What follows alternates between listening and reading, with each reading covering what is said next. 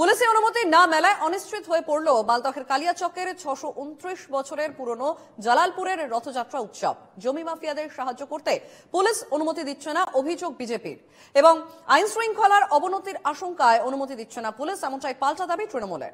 অনুমতি আদায় আদালতের দ্বারস্থ হওয়ার হুঁশিয়ারি উৎসব কমিটির।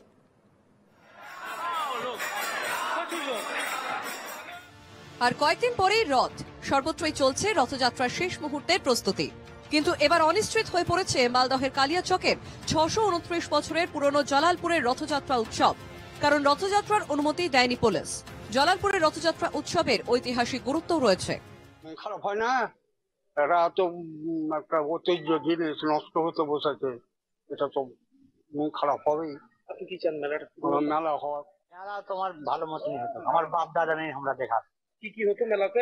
মেলাতে সব রকমই হতো, ধরেন যে গান, সার্কেস যত রহে সবই হয়েছে। কোথায় কোথা থেকে মানুষ আসতো এখানে? বহু দূর থেকে আসতো, সব ধর্মের লোক আসতো। হ্যাঁ সব ধর্মের। নিয়ম মেনেই জালালপুর গ্রাম পঞ্চায়েতে আবেদন করেছিল রথযাত্রা উৎসব কমিটি। পঞ্চায়েতের তরফে মেলার অনুমতিও মিলেছে, কিন্তু পুলিশি অনুমতি না মেলায় অনিশ্চয়তার মুখে এসে দাঁড়িয়েছে ৬২৯ বছরের পুরনো এই মেলা।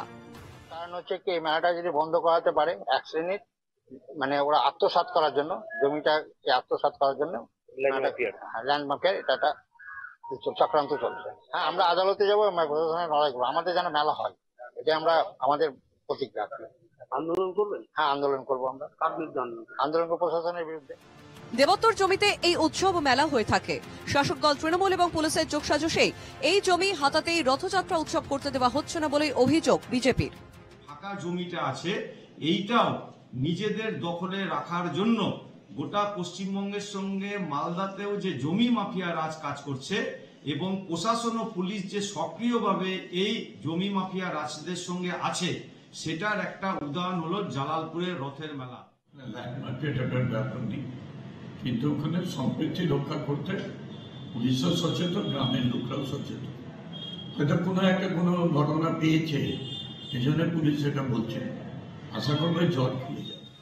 শুধু হিন্দুরাই নয়, প্রাচীনকাল থেকে এই মেলায় মুসলিম সম্প্রদায়ের মানুষও যোগ দেন। সেই মেলার অনুমতি না মেলায় ক্ষুব্ধ উভয় সম্প্রদায়ের মানুষই। রথযাত্রার অনুমতি পেতে মুখ্যমন্ত্রীর কাছে আবেদন জানিয়েছেন উৎসব কমিটি। এখন শেষ ভরসা আদালত। মালদা থেকে সুমিত ঘোষের রিপোর্ট, NKTV বাংলা।